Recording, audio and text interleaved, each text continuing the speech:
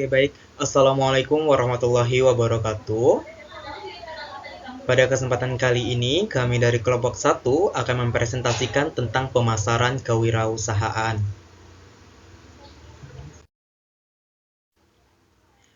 Adapun anggota kelompok 1 yang dimana terdiri dari saya sendiri, Siswanto Kadri, dengan MPM terakhir 06, dan saya ditemani oleh rekan saya ada Aulia Putri Dias Maharani dengan MPM terakhir 43 dan Repaldi Ali Alkan dengan MPM terakhir 48 dan yang terakhir ada Merince Rumania Matius dengan MPM 51.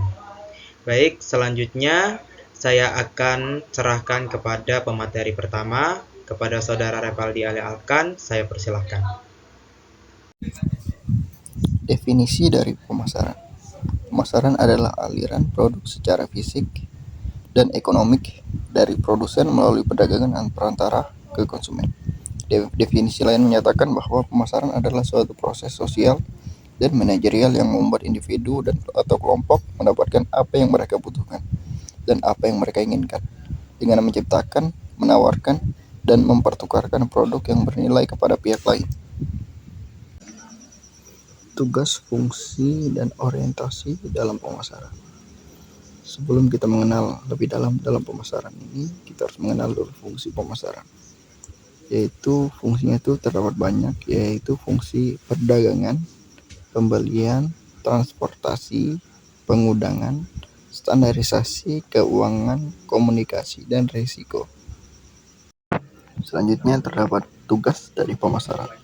Tugas pemasaran itu cukup banyak, salah satunya konversional marketing, stimulational marketing, sampai counter marketing.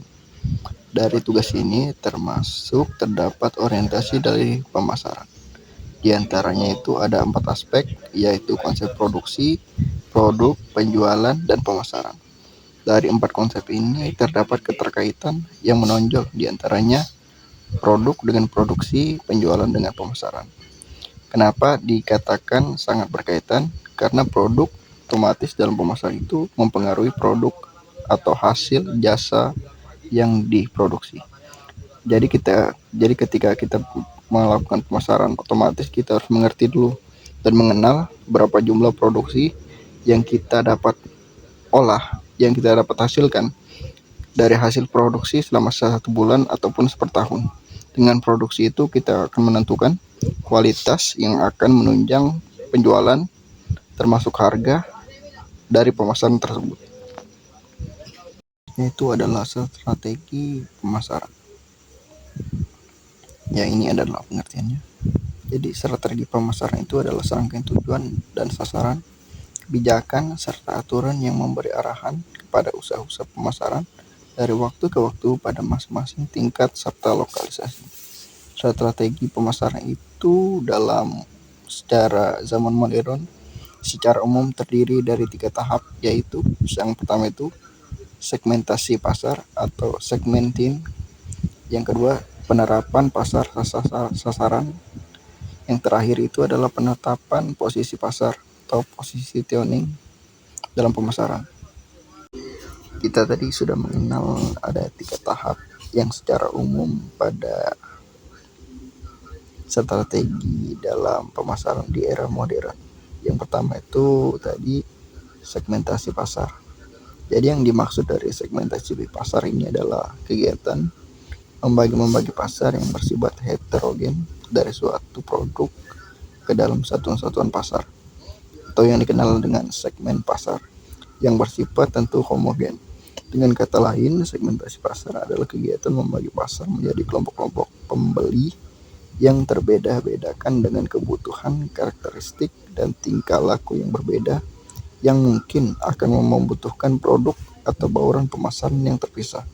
Kelompok segmentasi pasar ini termasuk memiliki karakteristik yang berbeda-beda, sehingga memerlukan cara tersendiri untuk menanganinya.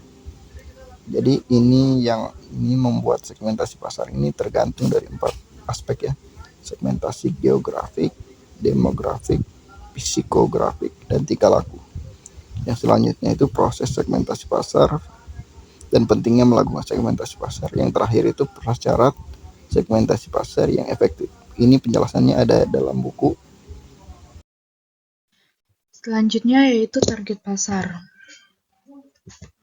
Dalam menetapkan sasaran pasar atau biasa disebut dengan target pasar, perusahaan terlebih dahulu harus melakukan segmentasi pasar dengan cara mengelompokkan konsumen ke dalam kelompok dengan ciri-ciri yang hampir sama.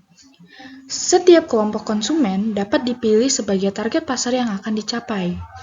Target pasar adalah kelompok konsumen yang agak homogen, yang akan dijadikan sasaran pemasaran perusahaan. Dalam hal ini, perusahaan harus memperhatikan jenis kebutuhan dan keinginan konsumen. Selain itu, perlu diperhatikan pula kebutuhan dan keinginan kelompok konsumen manakah yang akan dipenuhi. Target pasar ini perlu ditetapkan karena akan bermanfaat dalam mengembangkan posisi produk dan strategi baruan pemasaran, memudahkan penyesuaian produk yang dipasarkan dan strategi bauran pemasaran yang dijalankan. Membidik peluang pasar lebih luas, hal ini penting saat memasarkan produk baru. Memanfaatkan sumber daya perusahaan yang terbatas seefisien dan seefektif mungkin. Yang terakhir, mengantisipasi persaingan.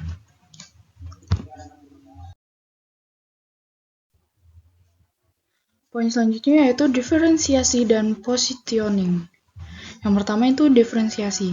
Diferensiasi ini dapat dilakukan melalui 5 dimensi berikut ini. Yang pertama, diferensiasi produk. Cara membedakan produk utama berdasarkan keistimewaan kinerja, kesesuaian, daya tahan, keandalan, kemudahan untuk diperbaiki, gaya, dan rancangan produk. Selanjutnya, diferensiasi pelayanan. Dalam diferensiasi pelayanan ini, membedakan pelayanan utama berdasarkan kemudahan pemesanan, pengiriman, pemasangan, pelatihan pelanggan, konsultasi pelanggan, pemeliharaan, dan perbaikan. Selanjutnya, diferensiasi personil. Membedakan personil perusahaan berdasarkan kemampuan, kesopanan, kredibilitas, dapat diantarkan, cepat tanggap, dan komunikasi yang baik.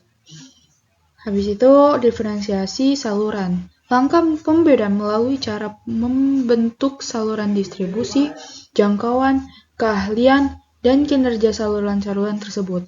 Dan yang terakhir yaitu diferensiasi citra, yaitu membedakan citra perusahaan berdasarkan perbedaan identitas melalui penetapan posisi, perbedaan lambang, dan perbedaan iklan. Selanjutnya itu pemposisian produk di pasar, atau disebut biasa positioning.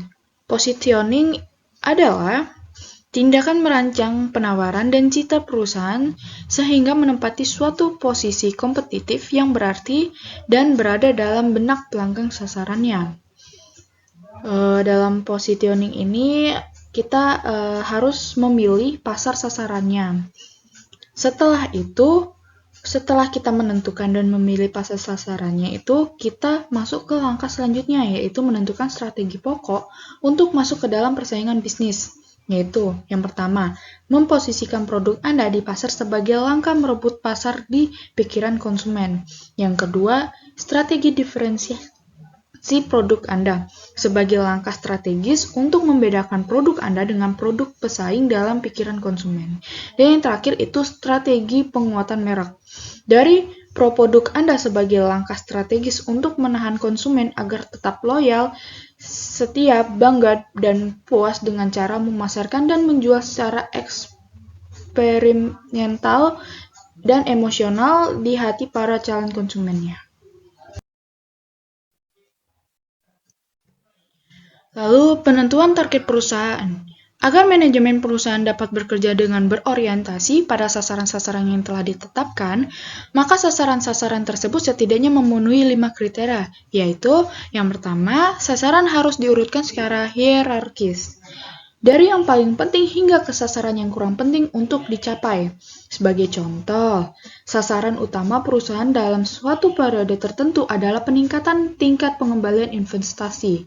Hal ini dapat dicapai dengan peningkatan pendapatan dan atau pengurangan jumlah modal yang diinvestasikan. Pendapatan dapat ditingkatkan dengan melakukan upaya peningkatan pangsa pasar dan/atau harga jual. Yang kedua, sasaran sedapat mungkin harus dinyatakan secara kuantitatif. Misalnya, pendapatan sebesar 25% per tahun atau peningkatan volume penjualan sebanyak 15 ton per bulan. Yang ketiga, sasaran yang ditetapkan harus realistis, tidak berdasarkan angan-angan saja. Kepemilikan dan kemampuan sumber daya, perusahaan, dan kondisi lingkungan eksternal. Dan yang keempat, harus menjadi bahan pertimbangan. Tentunya harus dilengkapi dengan data dan fakta berdasarkan dasarnya. Dan yang terakhir, yaitu sasaran harus konsisten. Sebagai contoh, tidak mungkin memaksimalkan penjualan dan laba secara serentak. Tentunya laba hanya dapat ditingkatkan apabila telah mampu meningkatkan penjualannya. Oke, selanjutnya itu materi tentang bauran pemasaran, di mana dalam ruang lingkup pemasaran yang luas dapat disederhanakan menjadi 4 kegiatan utama, yaitu produk, harga, tempat, dan promosi.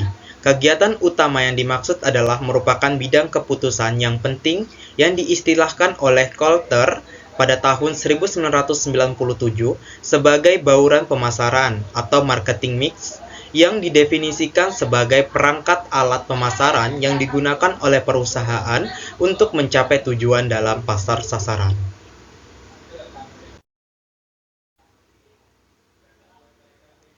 Selanjutnya ada produk, di mana produk ini merupakan sekumpulan atribut yang nampak maupun yang tidak nampak mencakup warna, bentuk, aroma, kemasan, dan sebagainya yang diterima oleh konsumen dan dapat memenuhi kebutuhannya. Strategi produk dalam bauran pemasaran merupakan unsur yang paling penting karena dapat mempengaruhi strategi pemasaran lainnya. Strategi produk yang dapat dilakukan mencakup keputusan tentang acuan bauran produk atau produk mix, mereka dagang atau brand, cara pemasaran atau kemasan produk atau yang disebut dengan istilah produk packing, serta modul pembelajaran kewirausahaan 229 tingkat kualitas dari produk dan pelayanan servis yang diberikan.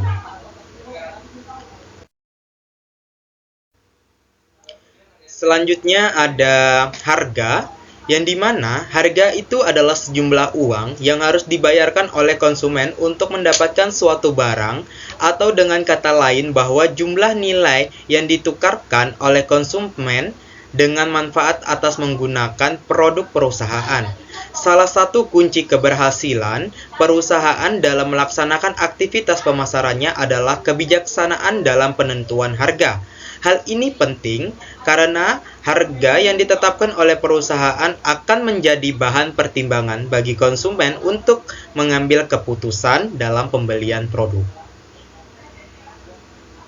Baiklah, di sini saya akan melanjutkan distribusi atau tempat, di mana kebijakan distribusi merupakan salah satu strategi perencanaan pemasaran terpadu yang meliputi penentuan saluran pemasaran dan saluran distribusi. Saluran distribusi merupakan jalur yang digunakan oleh perusahaan untuk menyalurkan produknya, baik secara langsung ke konsumen atau dengan menggunakan jasa lembaga pemasaran atau perantara. Dalam memilih saluran distribusi, perusahaan sedapat mungkin menyesuaikan dengan keadaannya. Misalnya, jenis produk yang dihasilkan, biaya yang dikeluarkan, waktu, risiko, luar wilayah, mutu produk, serta keuntungan yang akan diperoleh. Lokasi, di mana terkait dengan produk yang dihasilkan oleh perusahaan, maka dapat menentukan lokasi.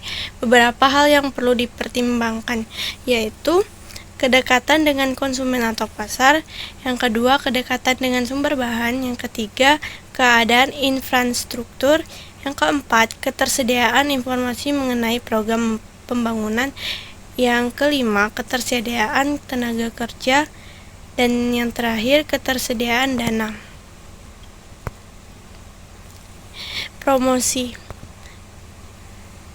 di mana ketatnya persaingan dalam perebut pangsa pasar, maka promosi dapat dijadikan sebagai salah satu peralatan manajemen yang berguna untuk menjalin komunikasi kepada konsumen dengan maksud mempengaruhi dan mendorong konsumen untuk membeli produk yang ditawarkan oleh perusahaan. Kegiatan promosi dapat dilakukan dengan cara langsung bertatap muka dengan calon konsumen atau sering dikenal dengan istilah personal selling ataupun melalui media cetak atau elektronik. Baik, itulah presentasi dari kami. Kurang dan lebihnya kami mohon maaf, kami tutup. Wassalamualaikum warahmatullahi wabarakatuh dan selamat siang semuanya.